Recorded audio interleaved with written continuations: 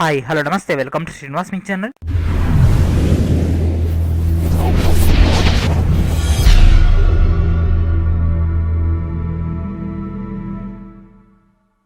ఈరోజు ఈ వీడియో మనకు commissionerate of health and family welfare నుంచి 665 సివిల్ అసిస్టెంట్ సర్జన్, అదేవిధంగా డిఏఎస్ ఉద్యోగాలను భర్తీ చేయడానికి నోటిఫికేషన్ రిలీజ్ చేయడం జరిగింది. దానికి సంబంధించినటువంటి మెయిన్ డేటాలోకి వెళ్ళిపోదాం. సో మనకు వచ్చినటువంటి ప్రెస్ నోట్ కనుక డిస్కస్ చేసుకున్నట్లయితే నోటిఫికేషన్ నెంబర్ 01/2020 ప్రకారం ఈ యొక్క పోస్టులన్నింటిని కూడా భర్తీ చేస్తున్నారు. సో మనకి ఇక్కడ 665 సివిల్ అసిస్టెంట్ సర్జన్ పోస్టులు, అదేవిధంగా ఎంబీబీఎస్ అర్హతతోటి వీళ్ళ యొక్క ఏజ్ లిమిట్, అదేవిధంగా ఎడ్యుకేషన్ క్వాలిఫికేషన్ లాంటి టోటల్ డేటా అంతా మనకు మెన్షన్ చేయడం జరిగింది. అండ్ ఈ నెల 19 నుంచి జూలై 18 దాకా అప్లికేషన్స్ అనేవి రిసీవ్ చేసుకుంటున్నారు. అదేవిధంగా దీని యొక్క టోటల్ ప్రొసీజర్ యొక్క మెయిన్ డేటాలోకి వెళ్ళిపోదాం. సో మనకు వచ్చినటువంటి డీటెయిల్ నోటిఫికేషన్. సో ఇక్కడ మనకు కనిపిస్తుంది friends, AP VVP CAS specialist and DAS recruitment notification 2020 సంబంధించి దీని మీద క్లిక్ చేసినట్లయితే మనకు డీటెయిల్ డేటా అనేది రావడం జరుగుతుంది. So this is our official detail notification. Notification number 01/2020 commissioner AP వైద్య విధాన పరిషత్ నుంచి మనకి ఒక టోటల్ డేటా రావడం జరిగింది. సో దీంట్లో మనకు డెంటల్ అసిస్టెంట్ సర్జన్స్, అదేవిధంగా సివిల్ అసిస్టెంట్ సర్జన్స్ అనేవి భర్తీ చేయబోతున్నారు. అండ్ ఇప్పుడు మనం కేటగిరీ వైజ్గా ఉన్నటువంటి వేకెన్సీస్ చూద్దాం. అండ్ ఫస్ట్ వచ్చేసి డిఏఎస్. సో డిఏఎస్ కనుక తీసుకుంటే 26 పోస్టులు, అదేవిధంగా డైరెక్టరేట్ ఆఫ్ హెల్త్లో 5 పోస్టులు అయితే మెన్షన్ చేయడం జరిగింది. And next CAS civil assistant surgeons సంబంధించి 692 పోస్టులు అయితే వీళ్ళు కేటాయించడం జరిగింది మొత్తం మీద. దీంట్లో కనుక తీసుకుంటే gynaecology 333, paediatrics 38, anaesthesia 105, general medicine 37, general surgery 29, orthopaedics 31, pathology 24, ophthalmology 27, radiology 27, psychiatry 7 పోస్టులు, డెర్మటాలజీ 11 పోస్టులు, ఈఎన్టీకి 23. ఈ విధంగా మనకు ఓవరాల్గా వేకెన్సీస్ యొక్క డేటా అనేది ఇవ్వడం జరిగింది. మొత్తం మీద మనకు 692 పోస్టులను భర్తీ చేస్తున్నారు. అండ్ అదేవిధంగా వీళ్ళ యొక్క శాలరీ కనుక తీసుకుంటే 53,500 అయితే ఇవ్వడం జరుగుతుంది per monthly in 3 years probation period. తర్వాత వీళ్ళకు రెగ్యులర్ పే అయినటువంటి బేసిక్ పేతో పాటు అదేవిధంగా వీళ్ళకి 15% ఆఫ్ ద బేసిక్ పే అనేది కూడా రావడం జరుగుతుంది. అండ్ వాటికి సంబంధించి అదేవిధంగా రిజర్వేషన్ ఆఫ్ ఉమెన్ సంబంధించి, రిజర్వేషన్ సంబంధించి ఇక్కడ మనకు డైరెక్ట్ జీవోస్ యొక్క డేటా అనేది ఇవ్వడం జరిగింది. అండ్ ఇక్కడ పోస్టులు అన్నింటిని కూడా మనకు జోన్స్ వైజ్గా ఫిల్ చేస్తున్నారు ఫ్రెండ్స్. సో మనకు జోన్స్ వైజ్గా తీసుకుంటే first zone Srikakulam, Vizianagaram, Visakhapatnam. Second zone east Godavari, west Godavari, Krishna. Third zone వచ్చేసి గుంటూరు, ప్రకాశం, నెల్లూరు. ఫోర్త్ వచ్చేసి చిత్తూరు, కడప, అనంతపూర్, కర్నూలు. ఈ విధంగా మనకు ఓవరాల్గా 4 జోన్స్ చేయడం జరిగింది. ఈ యొక్క జోన్స్ యొక్క డేటా మీ అందరికీ కూడా తెలిసే ఉంటుంది. And education qualification. So dental assistant సర్జన్కి మనకి ఇక్కడ బీడీఎస్ చేసిన వాళ్ళు అర్హులు, అదేవిధంగా దాని యొక్క ఈక్వివాలెంట్ క్వాలిఫికేషన్ అయినా కూడా ఎలిజిబుల్. అదేవిధంగా నెక్స్ట్ సిఏఎస్ స్పెషలిస్ట్ సంబంధించి PG degree or diploma or DNB in particular speciality చేసిన వాళ్ళు అర్హులు. And next age limit. So age limit కనుక తీసుకున్నట్లయితే మనకు 42 years దాకా అప్డేట్ అయితే చేయడం జరిగింది ఓసీ క్యాండిడేట్స్కి. అదేవిధంగా రిలాక్సేషన్ కనుక తీసుకున్నట్లయితే ఎస్సీ ఎస్టీ బీసీకి 5 years, ఎక్స్ సర్వీస్ మెన్కి 3 years, అదేవిధంగా ఫిజికల్ హ్యాండిక్యాప్డ్ పర్సన్కి 10 years.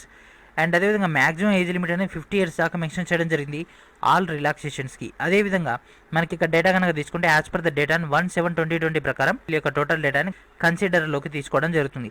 And next application fee. So application fee అనేది ఓసీ అండ్ బీసీ క్యాండిడేట్స్కి 1500, ఎస్సీ ఎస్టీ క్యాండిడేట్స్కి 1000. ఇక్కడ మనకు మేల్ అండ్ ఫీమేల్ కేటగిరీ వైజ్గా డిఫైన్ చేయలేదు, ఓవరాల్ డేటా మాత్రమే. And next method of payment. So payment అనేది మనం ఎస్బీ కలెక్ట్ ద్వారా పేమెంట్ చేయాల్సి ఉంటుంది. ఏపీడీఎంఈ ద్వారా మనం ఈ యొక్క అకౌంట్ హోల్డర్కి మనం పేమెంట్ చేయాల్సి ఉంటుంది. సో ఇక్కడ మనకి ఇచ్చినటువంటి యొక్క లింక్లోకి వెళ్ళిపోవాలి. లింక్లోకి వెళ్ళిపోయిన తర్వాత నెక్స్ట్ మనం ఇక్కడ ఎస్బీ కలెక్ట్లోకి ఆటోమేటిక్గా మనం రీడైరెక్ట్ అయిపోతాం. అక్కడ మనం ఏపీడీఎంఈ అనేది సెలెక్ట్ చేసుకోవాలి. దాన్ని సెలెక్ట్ చేసుకున్న తర్వాత మీ యొక్క కేటగిరీ ఓసీఆ బీసీ అనేది మీరు అక్కడ కొంత ఫామ్ ఫిల్ చేయాల్సి ఉంటుంది. ఫామ్ ఫిల్ చేసిన తర్వాత ఈ యొక్క అమౌంట్ అని మీరు ఎంటర్ చేసిన తర్వాత మీకు ఒక ఐడి అనేది జనరేట్ అవుతుంది. ఆ యొక్క ఐడిని మీరు అక్కడ యూటిలైజ్ చేసుకోవచ్చు.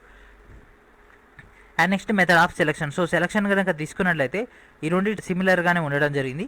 సో ఈ యొక్క మెథడ్ ఆఫ్ సెలక్షన్ కనుక తీసుకుంటే డిఏఎస్కి 75% అనేది మీ యొక్క అకాడమిక్ స్కోర్ అంతా, మీ యొక్క ఆల్ సెమిస్టర్స్ వైజ్గా ఉన్నటువంటి డేటా అంతా కూడా వీళ్ళు ఇక్కడ షార్ట్ లిస్ట్ చేయడం జరుగుతుంది 75%కి.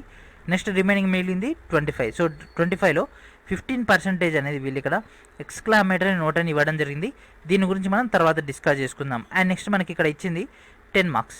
అంటే మనకి ఇక్కడ 75 marks, 75% అంటే 75 marks, 15% అంటే 15 marks. ఓవరాల్గా మనకి ఇక్కడికి 90 అయిపోవడం జరిగింది, రిమైనింగ్ 10.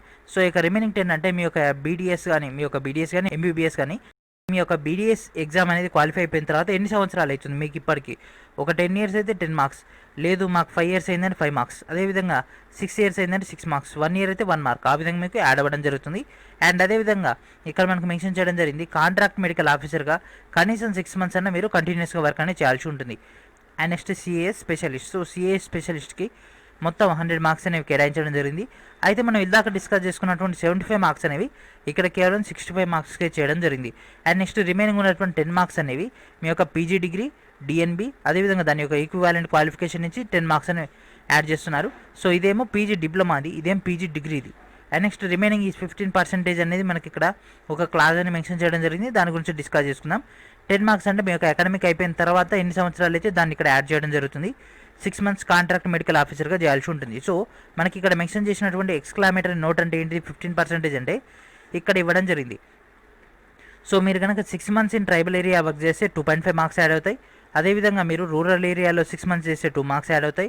అర్బన్ ఏరియాలో చేస్తే 1 మార్క్ అనేది యాడ్ అవ్వడం జరుగుతుంది. ఈ విధంగా సో ఒకవేళ మీరు కనుక 6 years చేశారనుకోండి, 6 years కనుక చేస్తే మీకు ఇక్కడ 12 మార్క్స్ లెక్క ఇది రావడం జరుగుతుంది. అండ్ ఒకవేళ మీరు ఇక్కడ 6 years చేసినా కూడా మీకు మ్యాక్సిమం వచ్చేటటువంటి మార్క్స్ 10 మార్క్సే కాబట్టి 10 out of 10 అని ఇక్కడ మీకు రావడం జరుగుతుంది. ఎలాంటి రాత పరీక్ష అయితే లేదు, అదేవిధంగా ఎలాంటి ఇంటర్వ్యూ లేకుండా డైరెక్ట్ ఈ యొక్క పోస్టులను అయితే భర్తీ చేయడం జరుగుతుంది.